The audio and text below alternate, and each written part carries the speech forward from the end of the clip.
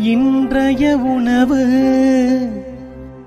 இன்றைய உணவு இன்றைய உணவு.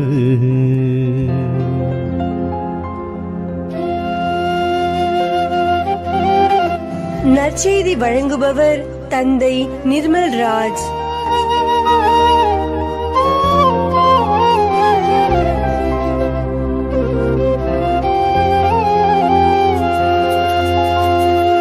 இறையேசுவில் பிரியமுள்ள சகோதர சகோதரிகளை, இன்றைக்கு யோவான் நற்செய்தி 15ஆம் அதிகாரம் 1-8 வரை உள்ள இறை வார்த்தைகள் நம்முடைய சிந்தனைக்கு தரப்பட்டிருக்கிறது.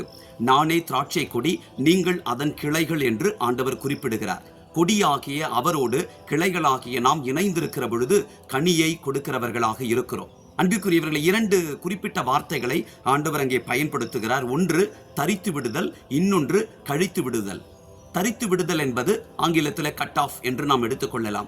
ஆண்டவர் திராட்சை கொடியாக இருக்கிறார், நாம் கிளைகளாக இருக்கிறோம். எனவே அந்த இணைப்பில் நாம் தொடர்ந்து நிலைத்திருக்க வேண்டும் என்று ஆண்டவர் விரும்புகின்றார்.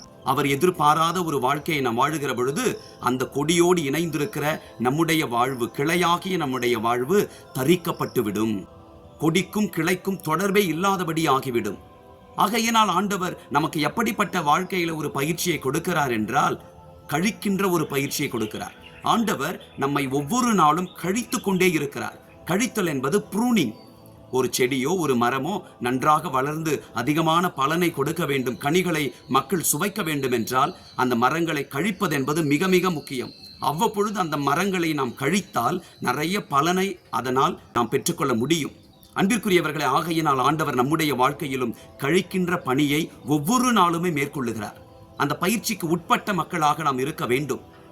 இவ்வாறு கழிக்கப்படுகிறவர்கள் யார் என்று சொன்னால், மனம் மாற தங்களை அர்ப்பணிக்கிறவர்கள், பாவத்தை விட்டொழிக்க முயற்சி செய்கின்றவர்கள், தீமைகளை தங்களிடமிருந்து விலக்கி ஆண்டவர் எதிர்பார்க்கிற காட்டுகின்ற பாதையிலே நடக்கிறவர்கள் எல்லாம் கழிக்கப்பட்டு கொண்டிருக்கிறார்கள். அன்பானவர்களே, நாம் வாசிக்கின்றோம் பேதுருவினுடைய முதல் திருமுகம் 5ஆம் அதிகாரம் 10வது இறை வார்த்தையில், ஆண்டவர் அவரால் நாம் அழைக்கப்பட்டிருக்கிறோம். அப்படிப்பட்டவர்கள் வாழ்க்கையிலே ஆண்டவரால் சீர்படுத்தப்படுவார்கள், உறுதிப்படுத்தப்படுவார்கள், வலுப்படுத்தப்படுவார்கள், நிலைநிறுத்தப்படுவார்கள் என்று குறிப்பிடப்பட்டிருக்கிறது.